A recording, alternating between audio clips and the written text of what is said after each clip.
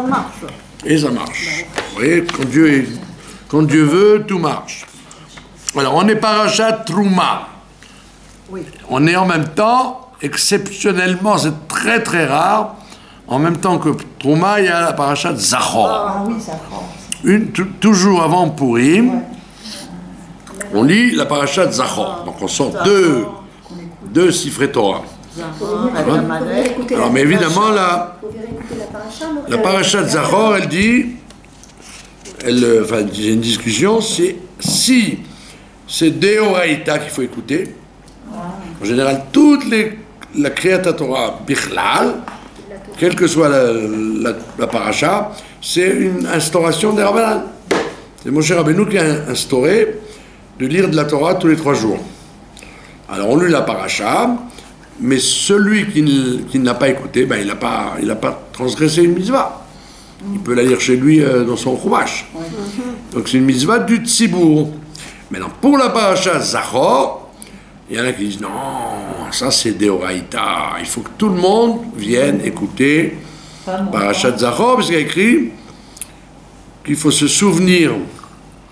Ne pas oublier. Et ne pas oublier. Donc on dit se souvenir, c'est la lecture. Ne pas oublier, c'est dans le cœur. Donc il y a deux actions. Une action de dire avec les mots qu'on veut détruire Amalek, et une action dans le cœur qui est de garder dans le cœur l'animosité de Dieu contre Amalek. D'accord? Maintenant, il y a une discussion. Donc on dit que tous les hommes doivent entendre la paracha d'Amalek. D'accord? Maintenant, on a une question sur les femmes. Est-ce que les femmes sont tenues d'écouter la paracha de Zachor ou pas? D'accord? Alors il y a un Rishon, on appelle ça un Rishon. C'est tous les décisionnaires qui vont depuis le 10e siècle au 16e siècle s'appelaient les Rishonim. D'accord? L'un des premiers, c'est Rashi, les Tosfot, les Espagnols, les Européens, etc. Jusqu'au Shulchan Aruch, jusqu'à Rabbi Yosef Karo, ça s'appelle les Rishonim. Et donc les Rishonim, ça a une très grande force. Donc maintenant, il y a un des Rishonim qui s'appelle le Sefer HaChinuch, celui qui a écrit le Sefer HaChinuch. C'est un élève, on ne sait pas trop si un élève du Rambam ou il se réclame du Rambam sans être son élève. Il s'appelait Alevi. Il a écrit le Sefer HaChinuch, que tout le monde connaît, qu'on enseigne dans les écoles, dans les séminaires, dans les ponctués, etc. Lui, il compte les mitzvot. Et dans les mitzvot, il met la mitzvah d'écouter la paracha d'Amalek dans la paracha de Kitetse. Mais il dit, mais les femmes, non. Parce que là-bas, il dit, à chaque fois, quand la mitzvah s'applique, à quelle époque elle s'applique, et pour qui elle s'applique. Toujours, il donne les trois caractéristiques, quoi. Qui est tenu, quand on est tenu, et à quelle époque. Et il dit, les femmes sont dispensées d'écouter Amalek. Pourquoi? Parce qu'il dit, en fait, pourquoi il faut se rappeler d'Amalek et lire? Il dit, parce qu'il faut faire la guerre. Il faut les tuer. Amalek, c'est pas tu les regardes en peinture. Dès que tu as un Amalek, tu dois le tuer. Comme un jour, il y avait une histoire avec le Khatam Sofer. Le Khatam Sofer, il avait été convoqué par le chef de la police en Prusse, là-bas. Et il y avait un coupe-papier sur son bureau. Vous savez comment il coupait le papier ou les lettres, ils ouvraient les lettres. Et il y avait le coupe-papier qui était très pointu. Et il s'est dit, je le tue ou je le tue pas. Il avait repéré chez lui que c'était Amalek. Et il est sorti de l'interrogatoire. Et quand il est sorti, il a dit aïe, aïe, aïe, j'ai raté la mitzvah de tuer Amalek. C'est une mitzvah. Ouais. Oui, mais il faut Comment pas rater son reconnaître coup, hein. Il faut savoir ça, faut pas se tromper. On reconnaît quand c'est des gens haineux pour les juifs sans aucune raison. Ah, d'accord. Et par exemple, Faut tuer la moitié du monde. non, chas v'shalom. C'est des gens particuliers qui n'ont aucune raison, ni d'argent, ni de territoire, ni de vengeance, ni de aucune raison, rien que de haïr le Kodesh. Donc les nazis, c'est évident que c'était Amalek, puisqu'il a dit Hitler, les Juifs, ils ont emmené dans le monde la conscience. Il ne faut pas avoir de conscience, sinon tu... Donc on voit bien qu'il y a des gens qui sont Amalek. Et qu'est-ce que ça veut dire Amalek? Ça ne veut pas dire des gens descendants ethniquement d'Amalek. Parce qu'on ne sait plus différencier qui est quoi au niveau de l'ethnie. D'accord? Mais c'est des gens dont le comportement fait qu'on décide que... Enfin, on voit d'après ce qu'ils sont Amalek. D'accord? Et lui, il avait dit, j'ai raté le coche, j'aurais dû le tuer, ce gars-là. Ouais. Et on raconte une histoire... Une histoire, il y avait pendant la guerre, en Suisse, il y avait une famille juive qui s'appelait les Frankfurter. Il y avait un petit garçon, il avait 15 ans, il s'appelait David Frankfurter, c'était le fils. C'est le rat? Non. C'était pas là. D'ailleurs, j'espère qu'il va mieux parce qu'il a eu le corona. Il va mieux? Mon fils a dit que lui, il s'en est bien sorti. Ah bon, très bien. Mais qu'il sort, le gosse, il a pris un revolver et il a tué le chef de la Gestapo de Suisse. Il est rentré dans le commissariat, et comme il avait 15 ans, ils n'ont pas fouillé, et il est rentré dans le bureau et il a descendu le chef de la Gestapo. D'accord? Et après, évidemment, ils l'ont condamné à mort, ils ont voulu le tuer, enfin bon, c'est toute une histoire. Et il a dit, j'ai voulu tuer Amalek. Donc, Bekitsour, le Sefer HaChinuch, il te dit, allô, c'est quoi ça? Tu me mets des femmes dans l'histoire d'Amalek, mais les femmes, elles vont pas à la guerre. Donc, comme les femmes ne vont pas à la guerre, donc elles n'ont pas la mitzvah d'écouter la parashat Zachor. Comme ça, il dit le Sefer HaChinuch. Alors, bien que par la suite, tous les Acharonim, c'est ceux qui sont venus après le Shulchan Aruch. Déjà, il y avait une chute. Donc, après le XVIe siècle, on appelle ça les Acharonim. Et après, on les appelait les derniers, parce qu'ils pensaient que Mashiach viendrait. Après, on les appelait les Acharonim. Et maintenant, on les appelle Acharonim. Tous les décisionnaires depuis le XVIe siècle, ils disent, mais oui, les femmes doivent écouter.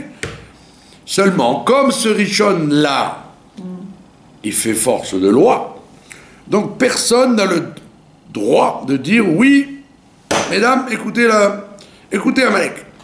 Donc on ne peut pas obliger, al-pi halakha, les femmes à écouter. Mais comme énormément de décisionnaires disent, oui, il faut qu'elles viennent, alors elles écoutent. Et eux, ils justifient maintenant, comment? pardon? Ceux qui disent il faut qu'elles écoutent, parce que celui qui a dit il faut pas, il a justifié, mais ceux qui disent il faut qu'elles écoutent, ils justifient comment? Ils disent ça, c'est pas forcément lié à la guerre. Ah bon? C'est pas lié à la guerre, c'est lié avec un travail, comment on dit, de haine qu'on doit avoir vis-à-vis des forces du mal. Et Bekitsour, donc, à cause de ce Sefer HaChinuch, aucun posek ne peut obliger les femmes à écouter Amalek. D'un autre côté, en plus de tout ça, comme il n'y a pas... Nous, on a la coutume de faire ça avant Purim, parce qu'on a détruit Amalek, qui était Aman, le descendant d'Agag, etc.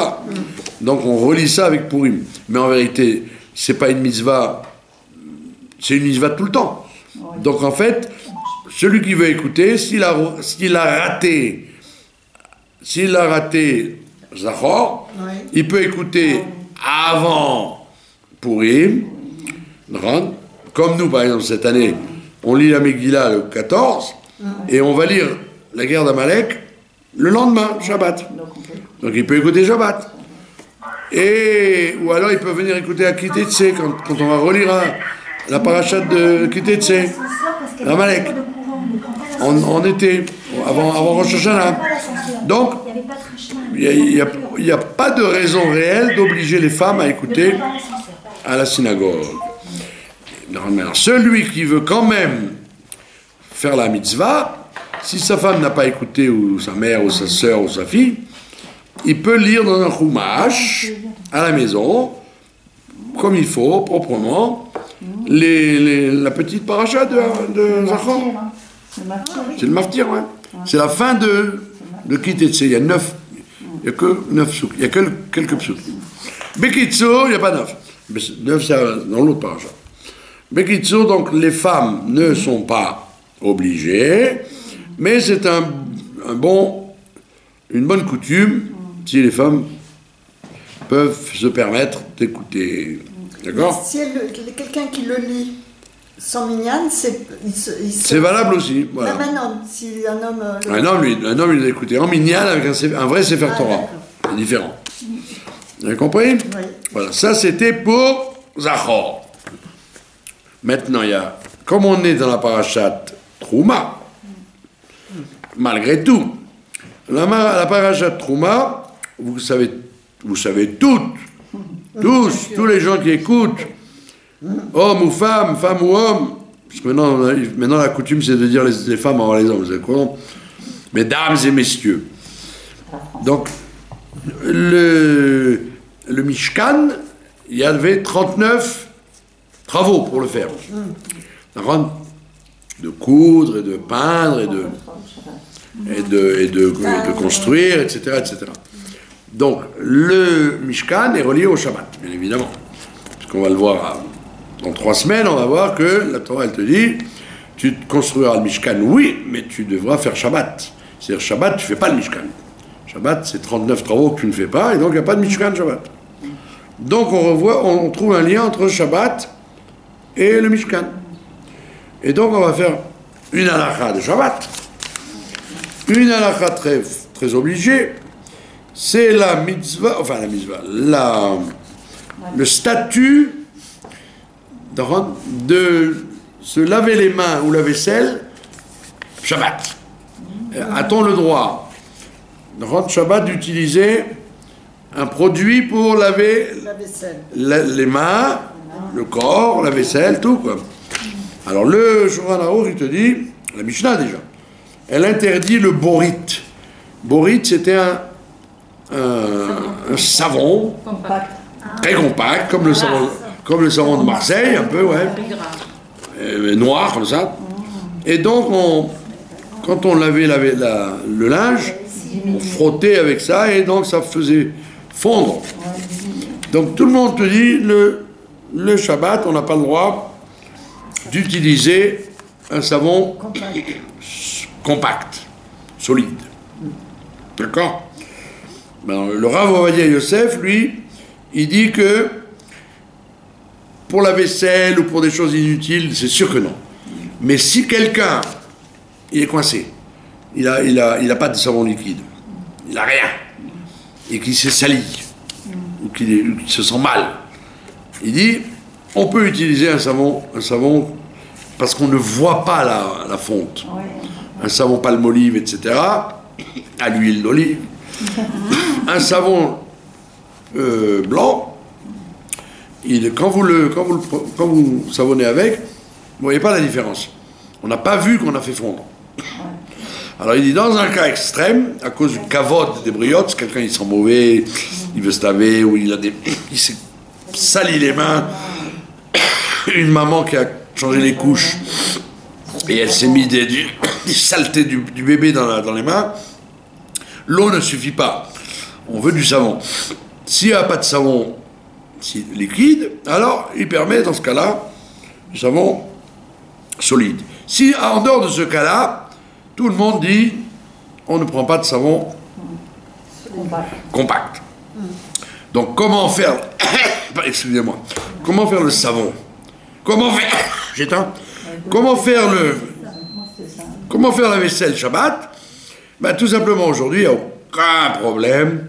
Le monde moderne, ayant découvert le savon liquide, vous avez tout ce qu'il faut pour laver la vaisselle avec du savon liquide. Maintenant, celui qui n'a pas de savon liquide, il peut prendre par exemple de la poudre, et la laisser fondre d'elle-même. Le savon à lessive, quoi. Shabbat. Sans faire exprès, sans touiller pour écraser les grains, il met dans l'eau et les grains vont fondre seuls. Ça, c'est le moins pire. Mais le mieux, évidemment, c'est de se fournir dans n'importe quelle grande surface de savon liquide. Et on n'a aucun problème aujourd'hui.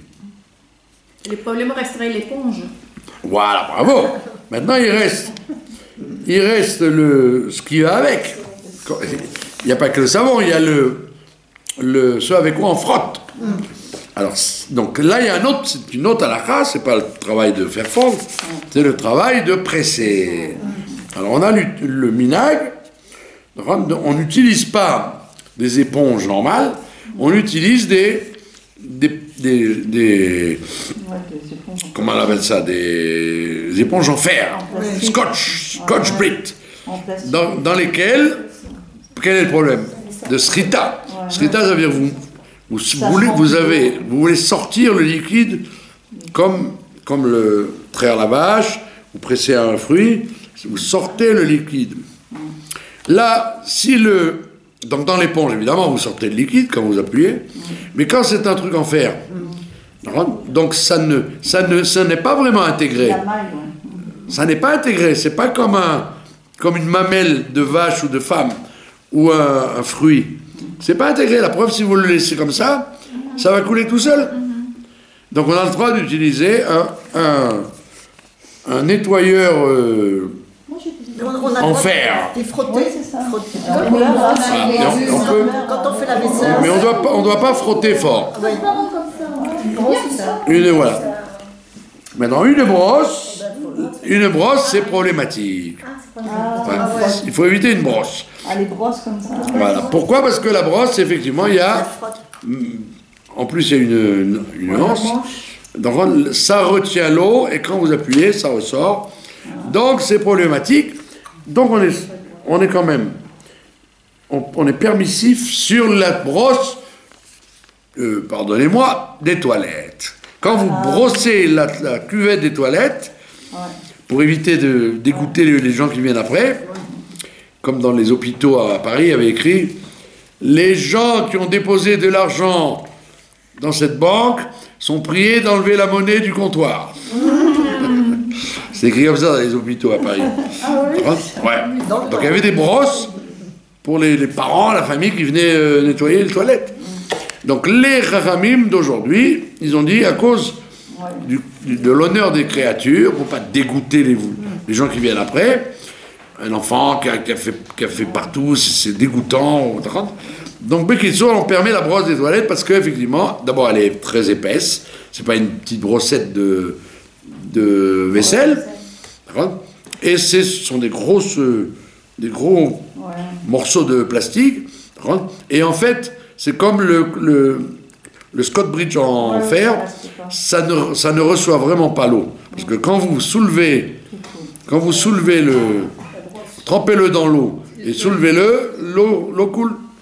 Il n'y a pas besoin de presser dessus. Donc on permet, pour les deux raisons, que c'est très large et que c'est le kavod des brioches. Et le goupillon des biberons, le goupillon pour nettoyer là en plastique.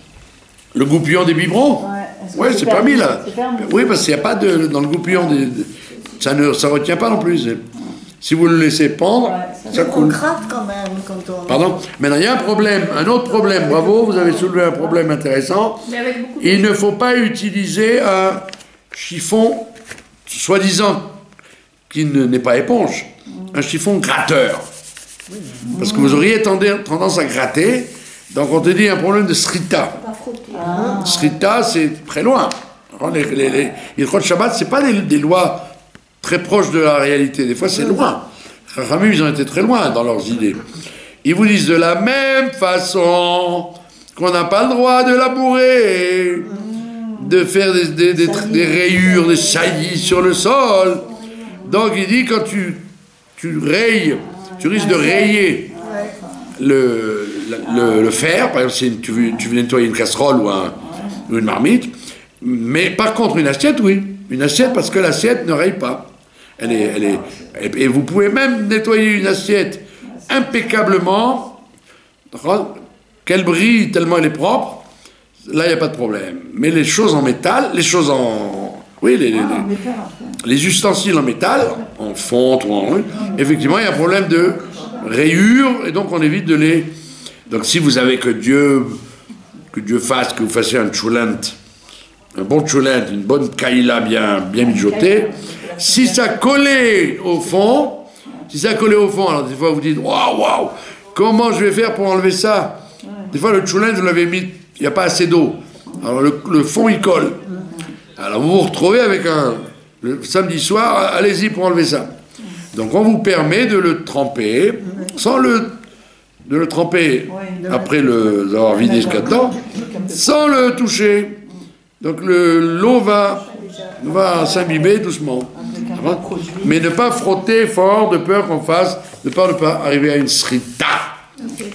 Moi, je vais revenir aux toilettes. Revenez aux toilettes. Oh, il ne faut pas revenir aux toilettes. Voilà.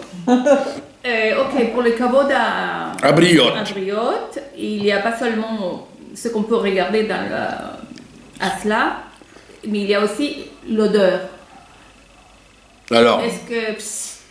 Ah ouais, non, l'odeur, c'est pas un problème. Non, mais on peut aérotiser les toilettes. Ah, ok.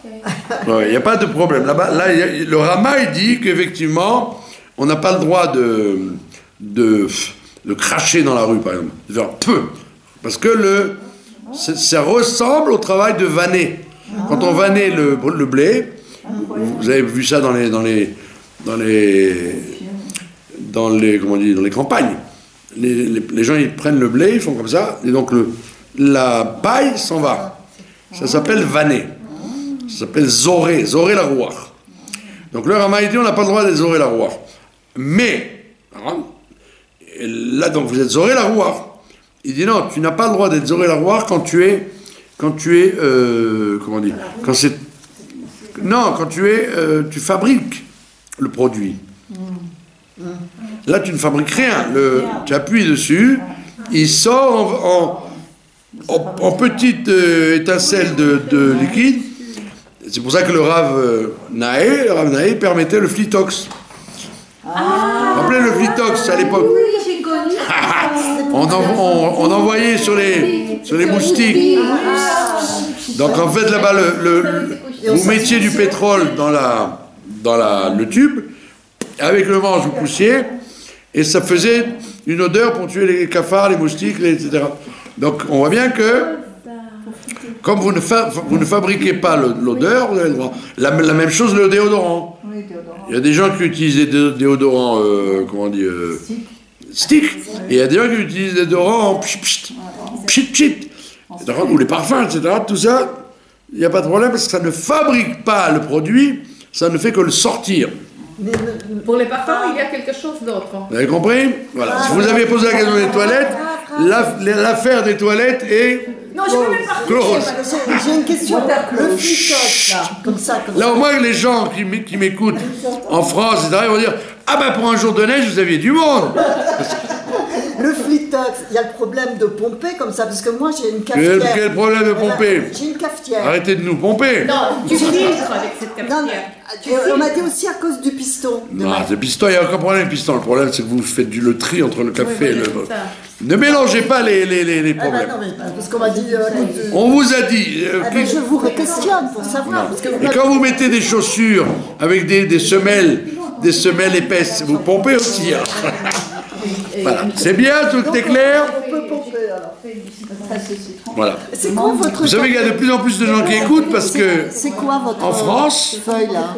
à 6h du soir, Oui. On n'a plus le droit de sortir. Je sais. Donc les gens, qu'est-ce qu'ils font? Ils ouvrent l'internet et ils me regardent. C'est bien. C'est quoi ça? C'est quoi? Ça s'appelle comment votre feuille là? C'est pour les vrais? Que pour les spécialistes, ouais. Ah. Voilà. Maintenant, on va faire la paracha de Trouma.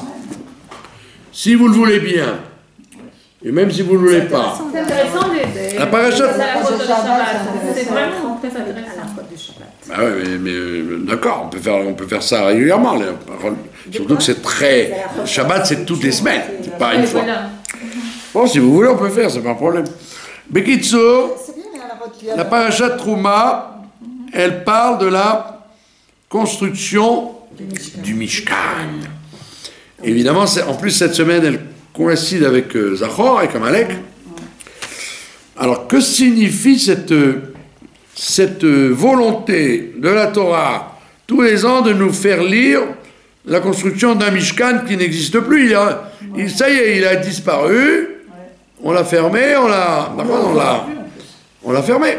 La preuve, c'est que le rabbi amène le Rambam, très connu, qui pose la question, attends, je comprends pas. La Torah a été donnée au Sinaï. 11 jours après, il devait rentrer en Israël. Et donc construire le Beth Amikdash. Qu'est-ce que c'est que cette idée de faire un Mishkan pour 11 jours? Tout un travail énorme, d'emmener de l'or, de l'argent, les femmes, les hommes. Alors le Mishkan devait durer 11 jours. Alors on dit, pourquoi faire? Attends 11 jours, et rentre en Israël, et construit le Mishkan, et construit le Beth Amikdash. D'accord? La réponse, le rabbi dit qu'en fait, comme le Mishkan, c'est le premier Mikdash, qu'on ne peut pas rester, quand tu as reçu la Torah, tu dois faire descendre Dieu dans ce monde-là tout de suite. Tu ne vas pas attendre. Donc ne dis pas 11 jours, ça peut attendre. Non, le lendemain que Moshe Rabbeinu est descendu avec les tables, ils ont commencé à construire le Mishkan. Ah, qu'il soit resté 40 ans à cause des explorateurs, c'est un autre problème. Mais même s'ils avaient voyagé tout de suite pour aller en Eretz Israël, ils auraient eu besoin du Mishkan. Parce qu'on ne peut pas se passer du Mishkan. C'est la résidence de Dieu dans les mondes inférieurs. Et ça, c'est la raison d'être du monde. Alors, dans cette foulée, il y a un grand auteur italien qui s'appelait le Recanati. Le Recanati, c'est un Acharon, il était au XVIIe siècle. Il a écrit un livre sur toute la Torah, mais avec une vision très symbolique, des symboles. Et il dit que le Mishkan, en fait, il dit, qu'est-ce que tu crois, que le Mishkan c'est un bâtiment, c'est un binyan? Il dit, le Mishkan c'est l'homme. L'être humain, il est un Mishkan. Le Mishkan ressemble à l'homme et l'homme ressemble au Mishkan. Et il te décortique ça comme il faut, en te disant que dès qu'on a construit, qu'est-ce qu'on devait commencer à faire dans le Mishkan? La Torah te raconte l'armoire sainte, le Aaron HaKodesh, dans lesquelles on devait mettre les tables et les débris des premières tables. Et c'était dans ce qu'on appelait le Kodesh HaKodashim, le Saint des Saints. Et il dit, c'est quoi le Saint des Saints chez l'homme? Il dit, c'est le cerveau, le crâne. Il dit, de la même façon que dans le Mishkan et le Beth Amikdash, il y avait 2 rideaux pour séparer et qu'on ne puisse pas rentrer, et personne ne rentrait. Il n'y a que le Kohen Gadol qui rentrait une fois par an à Yom HaKippurim. D'accord? Et bien il dit, chez l'homme, il y a la même chose, ça s'appelle son cerveau. Et il dit, c'est pour ça que le seul organe qui est protégé par des os épais, c'est le cerveau. Il n'y a aucun organe, ni le cœur, ni le foie, ni les reins, ne sont protégés par quelque chose si fort que le crâne. pour ça que Dieu préserve, si quelqu'un il tombe sur la tête, bah, il se fait mal. Mais il faut vraiment un choc très violent pour casser la tête. Alors que les autres membres, bah, ils n'ont pas besoin d'une telle protection. Tout ça n'est pas protégé par des os. D'accord? Donc le Rekanati te dit que, en premier lieu dans ta vie, comme au Beth Amikdash et au Mishkan, on devait construire en tout premier lieu le Aaron Kodesh, en tout premier lieu, l'homme il doit faire attention à son Aaron Kodesh, c'est-à-dire à son cerveau. Et de la même façon qu'on n'a pas le droit de rentrer, aucun étranger, et même quelqu'un de Kadosh, n'a pas le droit de rentrer dans le Kodesh HaKodashim, sous peine de mort. Il dit de la même façon, un individu ne doit pas faire entrer dans sa tête autre chose que des divrei Torah toute sa vie. Il doit faire entrer dans sa tête des divrei Torah toute sa vie. Ouais. Comme dit d'ailleurs le Rabbi Rayatz, Rabbeinu Yosef Yitzhak, il dit, le cerveau d'un juif, il a exactement des milliards de cellules. Et chaque cellule, elle est faite pour recevoir un Dvar Torah. Chaque cellule du cerveau doit contenir à son Dvar Torah spécifique. Petite parenthèse intéressante. Quand vous allez dans les maisons de vieux, vous voyez, là où vous voyez des centenaires qui ont encore toute leur tête, c'est toujours des gens qui ont toujours été étudiés, dit de la Torah pendant toute leur vie. Que Dieu ne plaise. Tous les gens qui sont atteints d'Alzheimer ou de sélinité ou de gâtisme, c'est en général des gens qui n'ont pas utilisé au maximum leur cerveau, et en particulier au divrei Torah.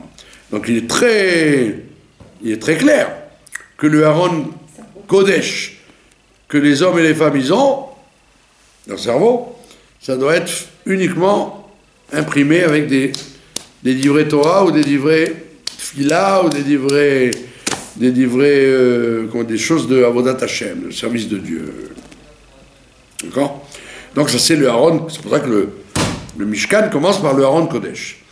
À tel point qu'après on va voir que quand Moshe est descendu avec les tables, Betzalel il a donné ordre de faire le Mishkan, et Betzalel il a dit hop, avant tout, je vais faire une armoire pour mettre les tables. Je vais mettre d'abord une armoire pour mettre les tables. Ou sinon, on va rester quoi? On va laisser les tables dehors, sur une chaise. Comment on va faire? Donc, on voit bien qu'avant même de construire la salle du Kodesh HaKodashim, il a fabriqué l'armoire où on allait mettre les tables de la loi et les tables brisées les premières tables brisées. Donc on voit, et donc la Torah elle fait la même chose, elle dit, en premier lieu, le Kéli fondamental, c'est le Aaron Kodesh. C'est pour ça que la plupart des Rishonim, encore une fois, qui commentent la Torah, ils disent que le Ham Israël, comment va-t-il subsister à travers l'histoire jusqu'à la venue de Mashiach? C'est pas avec les sacrifices. Parce que j'aurais dit, l'essentiel du Mishkan, c'est d'apporter les korbanot, les sacrifices. Il dit non, l'essentiel du Mishkan, c'est le Aaron. Le Aaron, ça veut dire que l'essentiel de notre survie sur Galout ou pas Galout, c'est la Torah et son étude. D'où l'importance que tous les chitotes et tous les styles de tribus ont mise sur l'étude de la Torah et le respect des livres de la Torah. C'est la base. Korbanot, yesh il y a ou il n'y a pas. La preuve, c'est quand il n'y a pas, tu as la tfila. Mais l'étude de la Torah et la Torah elle-même, c'est irremplaçable. C'est ça qui nous a maintenus. C'est empêcher l'assimilation, etc. C'est plus. S'il n'y avait pas eu la Torah, c'est pas la tfila ou le reste qui ont maintenu, c'est la Torah. Donc c'est la base de tout. Chacun doit dire sur lui-même, comment puis-je perdre mon temps dans la journée, à part les choses indispensables, aller manger, dormir. Je dois me consacrer à l'étude de la Torah. Je dois avoir un réflexe Torah. Je dois comme l'oxygène. Tu ne peux pas te priver à un instant d'avoir de l'air. Tu peux de l'eau de temps en temps, de la viande encore moins, du pain, hein, mais respirer tu ne peux pas te passer de respirer. Et l'air qu'on respire, ça doit être la Torah. Chez un juif, ça doit être la Torah, matin, midi et soir. C'est pour ça que la Chassidoute, elle dit, regarde bien, or, le mot or, ça veut dire la lumière, et le mot avir, l'air, ce sont les mêmes lettres. À la différence, c'est que dans le or, dans le avir, tu rajoutes un yud. C'est du or avec yud. Ça veut dire qu'en fait, la lumière de la Torah et l'oxygène que tu respires sont l'un lié avec l'autre. Et donc ça doit être un réflexe chez les êtres humains, pas comme les gens croient. Quand on a le temps, d'abord on travaille, d'abord on mange, d'abord on s'occupe d'arranger sa maison, et puis bon, si j'ai le temps, tiens, avant de dormir, je lirai un petit pchat dans Rashi là-bas. Qu'est-ce que Rashi il a dit sur la paracha? On dit non, à four. Dès que tu te réveilles le matin, tu dois dire Torah. C'est pour ça que les Lituaniens, ils te disent ma chère, on s'en fiche, Beth Amikdash, on s'en fiche, Tero. C'est ce qui a maintenu le Ham Israël. Et c'est effectivement pour ça qu'il y avait le Mishkan, pour que le Aaron s'y trouve. Et le Aaron, c'était ce qui distribuait la lumière dans le monde entier. Ça, c'est la base. D'accord? Et après, donc, le Rekanati explique la suite. Il te dit, chez l'homme, la même chose. Il y avait devant le Mishkan, devant le Kodesh HaKodashim, il y avait l'autel des encens. Le Mizbeach HaKetoret. C'est quoi le Mizbeach HaKetoret chez l'homme? Devinez. C'est quoi le Mizbeach HaKetoret? Quel est l'autel des encens? C'est le nez, mes chers enfants. C'est tout simplement le nez. Parce que l'Ektoret, c'était pour respirer. Le Rambam, il dit, dans le Moreh Nevuchim, il dit, comme il y avait énormément de sacrifices, donc, si vous avez assisté à des abattages, ça sent mauvais le sang des bêtes. Ils sont très mauvais. Alors, le Rambam, il dit, pour que quand les gens rentrent au Beth Amikdash, en plus, il y avait des goïms du monde entier qui venaient voir. Donc, la première impression, comme disait Proust, c'est l'impression du nez. Une odeur, c'est beaucoup plus fort dans l'impression que ça fait sur le nefesh que l'œil, l'oreille et le goût. Une odeur agréable ou une odeur désagréable, ça vous dégoûte à toute la vie. On se souvient d'une odeur toute sa vie. Mais voilà, ou une bonne odeur ou une odeur qui vous dégoûte, c'est la fameuse histoire de Pavlov, le chien de Pavlov. Le chien de Pavlov. Il y avait un monsieur qui s'appelait Pavlov, c'était un russe scientifique. Et il avait remarqué que le chien, il avait dressé un chien. Le chien, quand tu voulais lui donner à manger, si c'était de la bonne viande, tu faisais une ding ding ding ding ding. Et alors, dès qu'il entendait ding ding ding, il commençait à avoir la bave, parce qu'il savait qu'il allait avoir sa viande. et il dit, regardez la preuve, il n'y a pas de viande. Je fais le chien il avance et il a la bave, alors qu'il n'y a pas de viande. Ça veut dire que le souvenir rentre. Et donc, chez nous, le souvenir de l'odorat, il est beaucoup plus fort que Dieu préserve. Je connais quelqu'un qui, chaque fois qu'il rentre dans un hôpital, il s'évanouit. Pourquoi? Parce qu'il a eu un traumatisme avec ses parents, qui étaient hospitalisés, et cette odeur-là, qu'il a eu des années, dès qu'elle lui revient, ça le... Donc on voit bien, et ça c'est plus fort que la vision, beaucoup plus fort, que l'œil qui voit, l'oreille qui entend et la bouche qui goûte. L'odeur. Et donc on dit alors Rambam te dit, quand les gens venaient au Beth Amikdash, étant donné qu'il y avait cette odeur de shrita, de viande et de fiente, puisque les animaux, ils font leurs besoins, des fois, en plein milieu, comme les bébés au moment de la Brit Mila. Au moment où tu vas faire la Brit Mila, il fait pipi dans la figure du Moël, le bébé. Il a pas pitié, hein. Donc les animaux, ça dégageait comme dans un abattoir, des odeurs très désagréables. Et donc le Rambam te dit, et c'est pourquoi on faisait brûler de l'encens. Il y avait un miracle que l'odeur montait, et elle allait vers l'entrée du Beth Amikdash.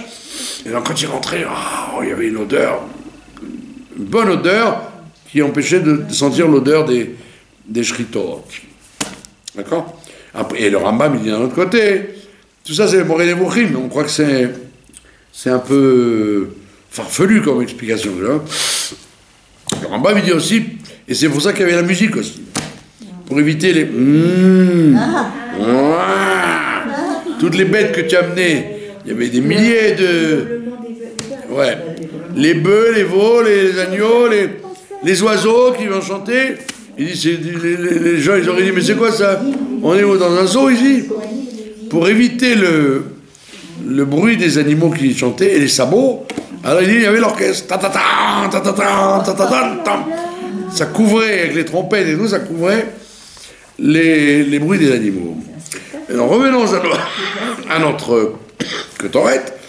Donc on dit que, c'est quoi le Misbeach Ketoret? Ça sert à quoi?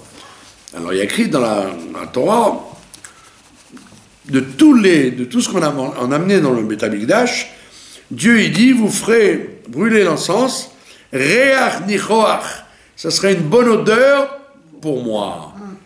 Alors pourquoi ce serait une bonne odeur pour lui? Il dit pourquoi? Parce que quelle odeur je sens? L'odeur quand vous faites les mitzvot et que vous faites ce que je vous dis.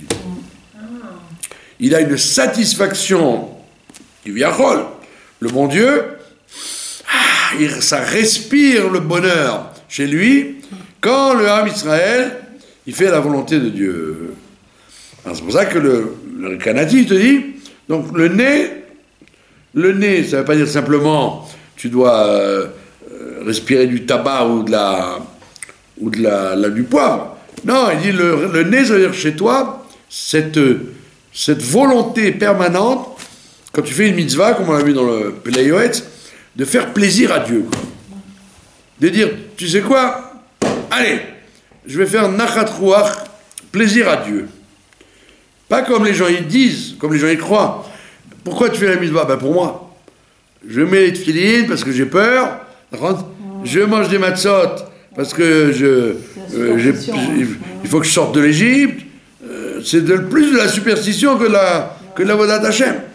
Alors le Rekanati te dit, et tout le monde te dit, le Reach Nichoar, quand tu fais n'importe quelle mitzvah, tu ne dois pas dire je fais ça pour sauver ma peau, ou parce que j'ai peur, ou parce que Dieu me l'a demandé.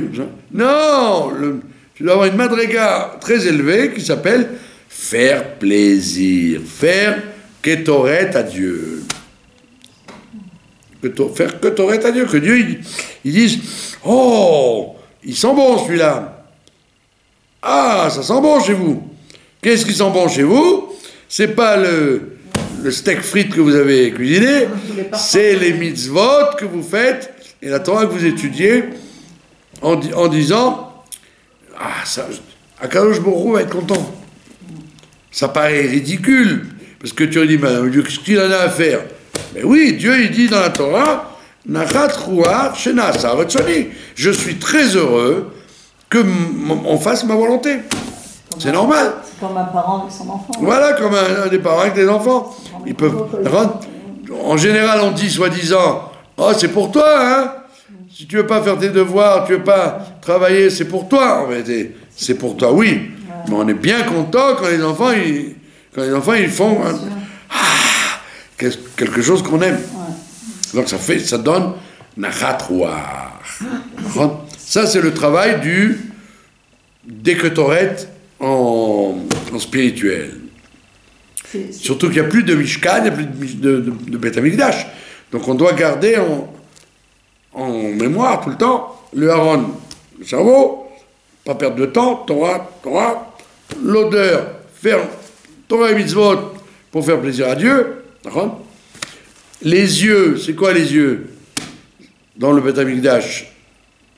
C'est la menorah. C'est la menorah. C'est la menorah. Donc, dans notre vie à nous, on a le sentiment que les yeux, c'est pour voir. C'est vrai, les sentiments, c'est pour voir. Mais dans la menorah, c'est quoi? La lumière, c'était pour éclairer, pas pour voir. Ça veut dire que, voilà, toi, tu vois avec les yeux, mais en vérité, on te voit avec tes yeux. C'est-à-dire, les yeux de quelqu'un, ils vont révéler la lumière qu'il y a en lui. Si quelqu'un, qu'à Dieu ne plaise, fait des avérotes, où il a une vie qui n'est pas très cachère, pas très propre, vous le verrez dans ses yeux. Il a des yeux pas nets. S'il fait les mitzvot, s'il fait la Torah, la shrina, la présence de Dieu qu'il aura sur lui, en premier lieu, vous la verrez où? Dans ses yeux. Moi, j'avais toujours été... les fois où j'ai dû voyager en Chutz La'aretz, j'étais toujours sidéré par le vide qu'il y a dans les yeux de celui qui vous tape du tampon quand vous arrivez à l'aéroport. Des yeux vides. Vous voyez, chez les goïms, ou chez les juifs qui font pas comme il faut, des yeux vides. Et quand, par contre, quelqu'un a une vie de Torah et de mitzvot, c'est pas que lui voit bien. Ça, c'est Aleph, c'est pas shoot. C'est que on le voit avec un autre œil.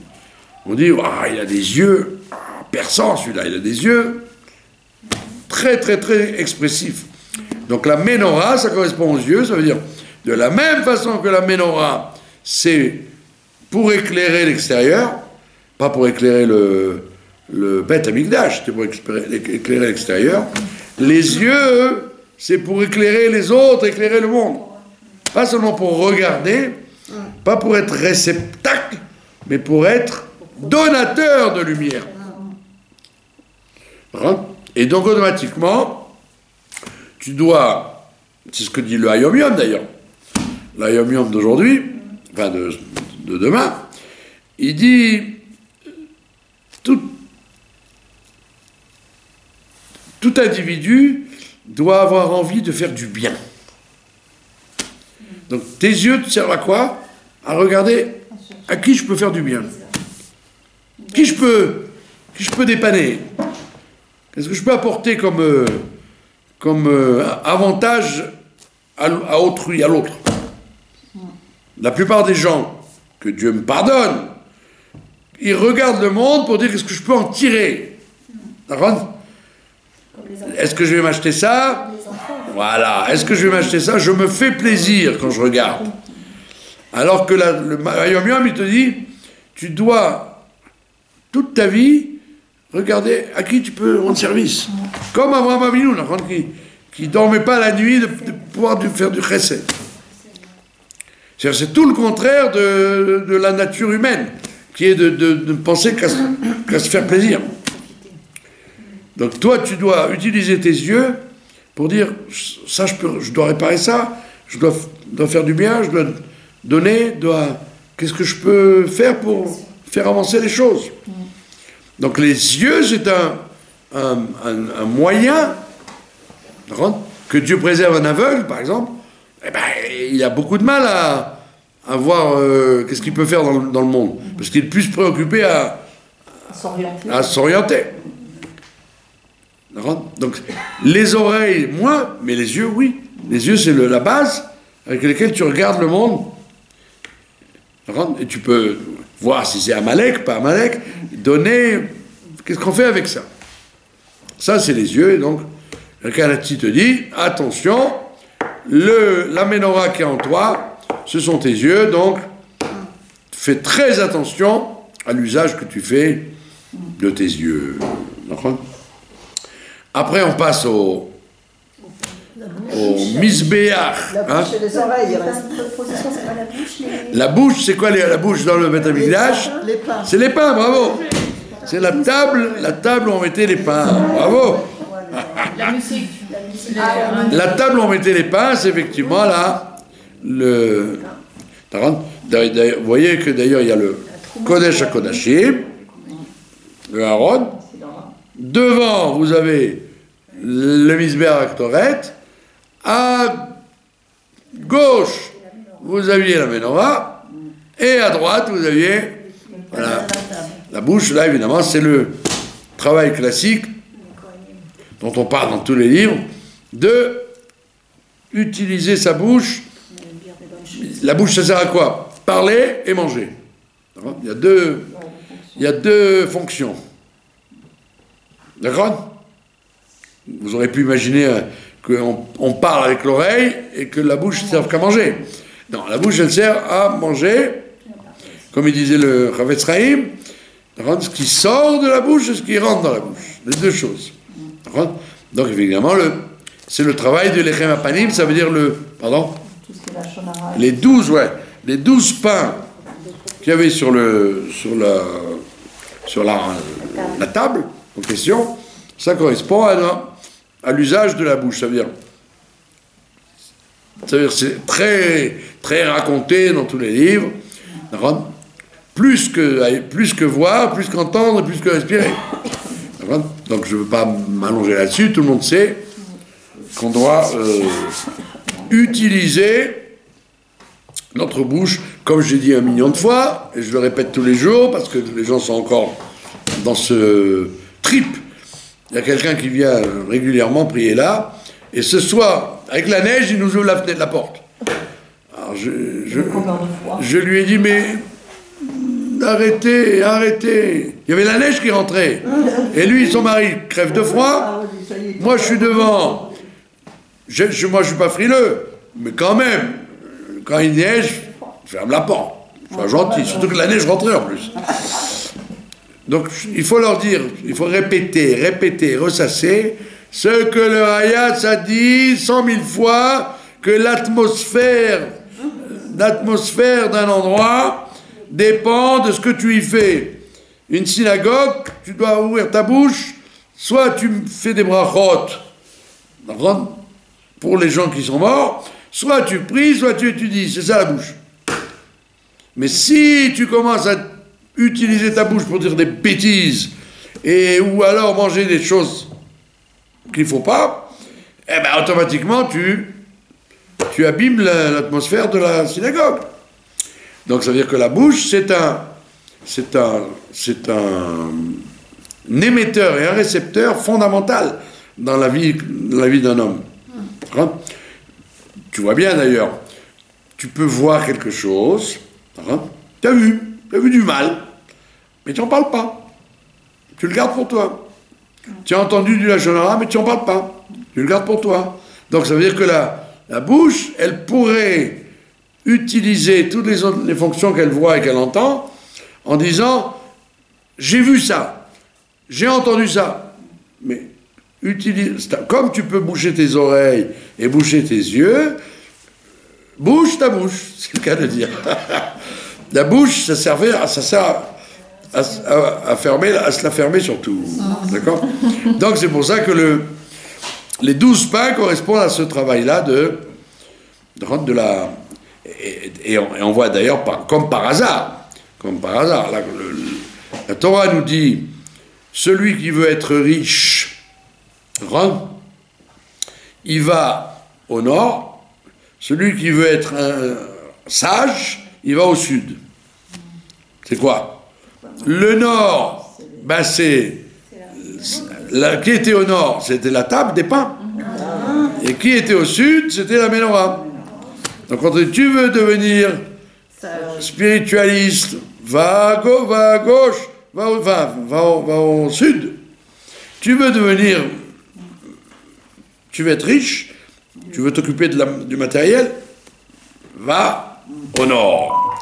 Donc les tables, donc on te dit, encore une fois, une ségoula pour être riche, tu veux une ségoula pour être riche, retiens ta bouche. Évite de dire des méchancetés, des bêtises.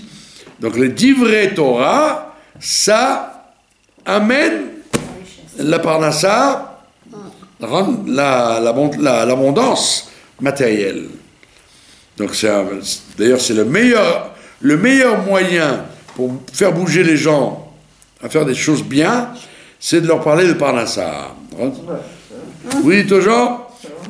Étudier la Torah, ça amène la parnassa. Fais la tfila, ça amène la parnassa. Si tu dis aux gens, tu sais, en étudiant la Torah, tu vas avoir la crainte de Dieu.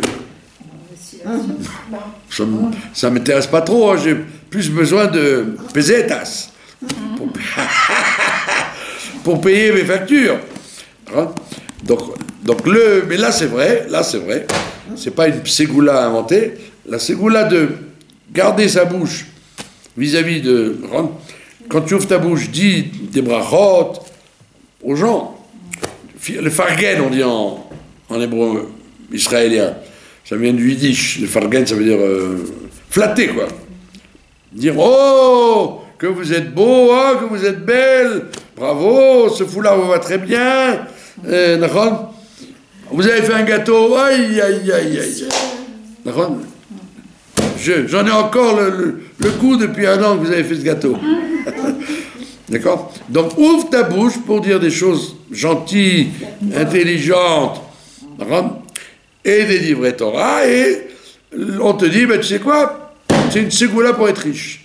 Si tu dis ça aux gens, tu vas voir que ça va très bien marcher. Ça va fonctionner. Et on va finir avec un autre ustensile, un autre keli du Beth Amikdash, le fameux Misbéach Achitzon. On a vu le Misbéach d'en haut, qui était pour les encens, Ketoret, et il y a le Misbéach Achitzon, le grand Misbéach, où on faisait brûler les corbanotes. D'accord? Avec le feu. Où est le Misbéach Achitzon chez nous? C'est le foie. Le kaved. Le kaved, c'est le roi d'en bas. Il y a le roi d'en haut, c'est la tête, qui dirige le tout. Il y a le roi du milieu, c'est le cœur, qui dirige ce qui est à côté, les poumons et la cage thoracique. Et il y a le maître d'en bas, qui est le foie, qui est le roi de la bile, le pancréas, la rate, les reins, etc., etc. Le foie, c'est le roi du bas. D'accord? Donc, c'est comme le misbéach. Le misbéach extérieur. Donc, à quoi ça sert le foie? Ben justement, le foie, c'est le dernier bastion, dernière tachana qui nous relie à ce monde-là. Le foie, c'est le niveau du nefesh. C'est le nefesh. Comment on a un rapport avec ce monde-là? C'est en vérité au niveau du foie, kaved. Kaved. Et donc, nous, on doit élever l'homme grâce à la Torah, à son Chabad qu'il a ici, élever les midot par le cœur. Mais la vraie réalité de l'homme, c'est où? C'est son kaved. Comment il réagit dans le monde. C'est comme ça qu'on voit où quelqu'un se situe. C'est pas d'après ses belles idées ou les sentiments qu'il a comment Tachles, comment il réagit dans le monde. Voilà, le comportement terre à terre. Comment il est terre à terre. Dans la propreté, dans la politesse, dans l'honnêteté, dans la relation terre à terre qu'il a vis-à-vis du monde. Ça, c'est le foie. Kaved. Et le Kaved, c'est les mêmes lettres que le Kavod. Alors, donc à qui donne-t-on du Kavod? À quelqu'un qui surveille son Kaved. Tu vois quelqu'un, oh, il a bien parlé, oh, il est intelligent, oh, il est formidable, intelligent, tout ce que tu veux. Mais ni il dit bonjour, ni il est propre, ni il a du savoir-faire, des Eretz. C'est quoi ça? Donc tu n'as pas envie de l'honorer parce que tu vois que c'est un sauvage, alors qu'il est intellectuel, etc. Donc on voit bien que le Kaved, c'est le plus bas des organes, mais en réalité, c'est là le test. C'est Rachel, cet organe, s'il est touché. Voilà. C'est pour ça que comment on appelle ça, le fait de manger, le fait d'être angoissé ou joyeux, etc., tout réagit sur le foie et ses satellites.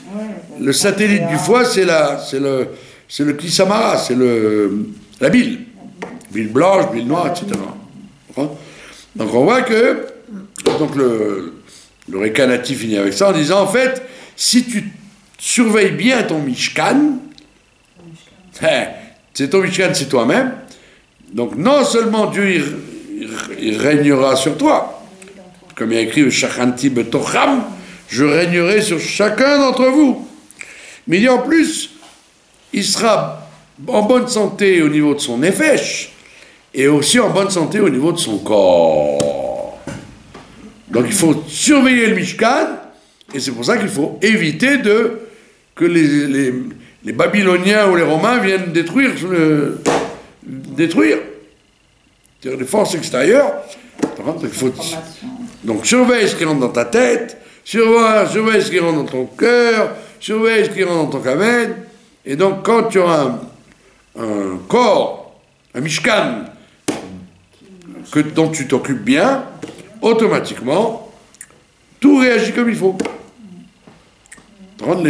Les docteurs commencent un peu à comprendre aujourd'hui ce qu'on appelle la psychosomatique, que la plupart des maladies viennent à cause d'un côté, comme je me rappelle, Michael, c'était pas shoot, dès qu'il avait une contrariété, il avait mal au dos.